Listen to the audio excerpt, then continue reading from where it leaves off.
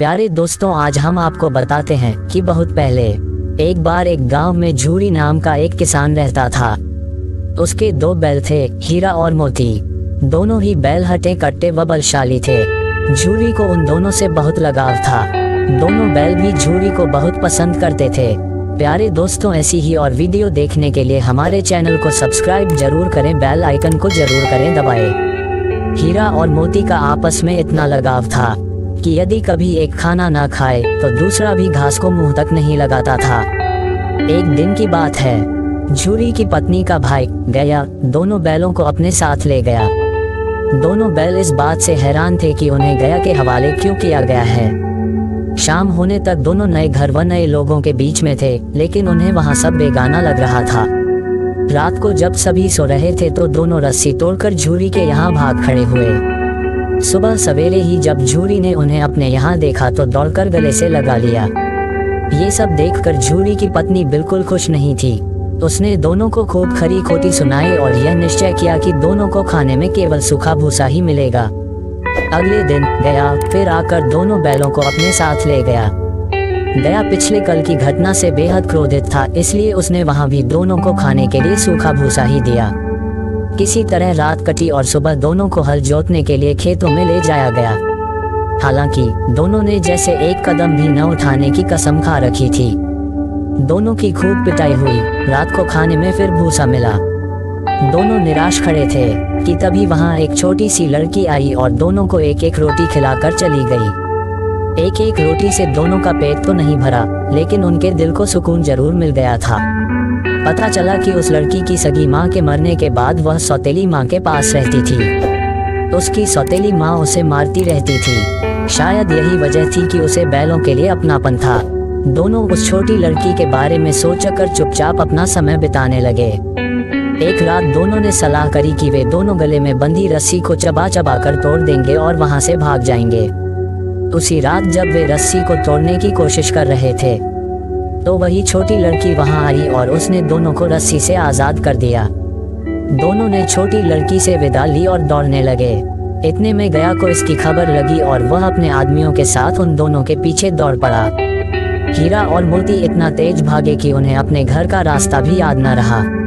वे रास्ता भटक गए थे। दोनों को भागते भागते भूख भी लग पड़ी थी। रास्ते में मटर का एक खेत था। दोनों ने वहां जाकर जमकर मटर खाए। अभी दोनों खेत में चर ही रहे थे कि वहां एक सांडा धमका। दोनों ने हिम्मत दिखाकर उसे वहां से खदेड़ दिया। इतने में मटर के खेत के सेवक हाथों में डंडा लिए आ पहुंचे। हीरा के पास भागने का मौका था, लेकिन जब उसने देखा कि सेवकों ने मोती को पकड़ लिया है तो वह लौट गया। दोनों बैलों को पकड़कर मवेशी खाने में बंद कर दिया गया। उस मवेशी खाने में बहुत से जानवर कैद थे। वहाँ कई बकरियां, घोड़े, भैंसें, गधे बंधे थे, लेकिन किसी को भी खाने को कुछ नहीं दिया जाता था। इस वजह से सभी जानवर कमजोरी के कारण जमीन पर बेजान पड़े हुए थे। जब पूरा दिन बीत जाने पर भी खाने को कुछ न मिला तो हीरा के सब्र का बांध टूट गया। उसने बाड़े की कच्ची दीवार पर जोर से अपने सींग गड़ा दिए। इससे मिट्टी का एक टुकड़ा निकल आया। ये देखकर हीरा को हिम्मत मिली और वह दौड़ दौड़कर अपने सींगों से दीवार की मिट्टी गिराने लगा। तभी मवेशी खाने का चौकीदार हाथ में लालटेन लिए जानवरों की हाजिरी लगाने आ पहुंचा। हीरा की करतूत देखकर उसने उसकी डंडे से पिटाई शुरू कर दी और उसे मोटी रस्सी से बांधकर वहां से चला गया। हीरा ने मोती से कहा, आज अगर ये दीवार गिर जाती तो यहाँ बंधे हुए कितने ही जानवर आजाद हो पाते। यदि ये थोड़े दिन और यहाँ रुके तो कमजोरी से इनका मरना निश्चित है। ये सुनकर मोती बोला, अगर ऐसी बात है तो मैं भी जोर लगाता हूँ। ऐसा कहते ही मोती ने दीवार में उसी जगह वार किया और लगभग 2 घंटों की कड़ी मेहनत से दीवार को तोड़कर गिरा दिया। और दीवार के गिरते ही घोड़े, भैंसें, बकरियां सब जल्दी से भाग गईं, लेकिन गधे वहीं खड़े रहे। लाख मनाने पर भी गधे अपने डर की वजह से वहीं खड़े रहे। उधर मोती अपने दोस्त हीरा की रस्सी को तोड़ने की पूरी कोशिश करता रहा। अब जब सुबह होने वाली थी तो हीरा ने मोती से कहा, दोस्त, मुझे नहीं लगता कि आज ये रस्सी टूटेगी। तुम यहाँ से भाग जाओ, वरना सबको पता चल जाएगा कि यह सब तुमने ही किया है। मुझे यहीं छोड़कर तुम चले जाओ। ये सुनकर मोती की आंखों में आंसू आ गए। वह हीरा से बोला, मित्र, मैं इतना स्वार्थी नहीं हूँ कि मुश्किल के इस समय में तुम्हें छोड़कर चला जाऊं। मैं मरते दम तक तुम्हारे साथ ही रहूंगा। मुझे हर अपराध की सजा स्वीकार है। कम से कम इन जानवरों की जान बचाने का आशीर्वाद तो मिलेगा। इतना कहकर मोती ने गधों को सींग मारकर बाड़े से भगा दिया और स्वयं हीरा के पास आकर सो गया। सुबह होते ही चौकीदार, मुंशी व अन्य सेवकों को जब इसकी भनक लगी तो मोती की खूब मरम्मत हुई और उसे भी मोटी रस्सी से बांध दिया गया। लगभग 1 हफ्ते तक दोनों वहीं बंधे रहे, लेकिन उन्हें खाने को कुछ नसीब नहीं हुआ। उन्हें केवल पानी ही पिलाया जाता। दोनों की हड्डियां निकल आई थीं। एक दिन बाड़े के सामने उनकी नीलामी शुरू हुई, लेकिन वो दोनों इतने कमजोर थे कि उन्हें खरीदने के लिए कोई तैयार नहीं था। तभी एक आदमी सामने आया और दोनों बैलों को टटोलने लगा। मुंशी से कुछ मोल भाव करने के बाद वह उन दोनों को लेकर चल पड़ा। दोनों बैलों की नीलामी हो चुकी थी। हीरा और मोती दोनों डरे हुए थे, उनसे चला भी नहीं जा रहा था, लेकिन डंडे के डर से बेचारे उस आदमी के साथ साथ चलने लगे। सहसा दोनों को महसूस हुआ कि यह वही रास्ता है जहां से गया उन्हें ले गया था। वही खेत, वही रास्ता और वही कुआं तो है जहां पर वे हल जोतने आया करते थे। अब उनकी सारी थकान दूर होने लगी और वह दोनों तेज तेज चलने लगे। जैसे ही उन्हें अपना घर और अपने बांधे जाने के जगह दिखाई दी, दोनों भागकर उस ओर चल दिए।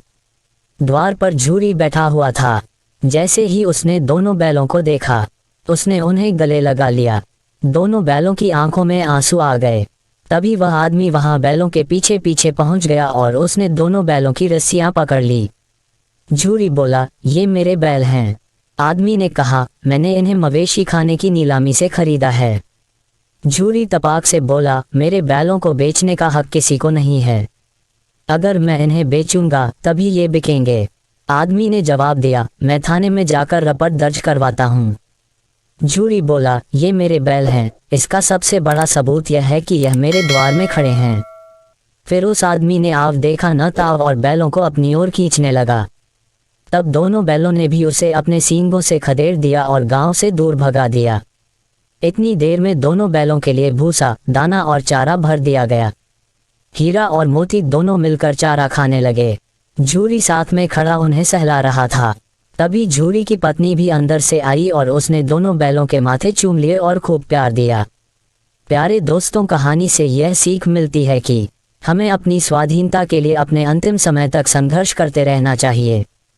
और दूसरी सीख यह मिलती है कि हमारे जीवन में चाहे कितनी भी मुश्किलें क्यों ना आए, लेकिन सच्चे दोस्त हमेशा साथ निभाते हैं। जिन लोगों ने अभी तक चैनल को सब्सक्राइब नहीं किया है, प्लीज़ सब्सक्राइब कर लेना। और भी ऐसी वीडियो आप तक पहुंचाते रहेंगे।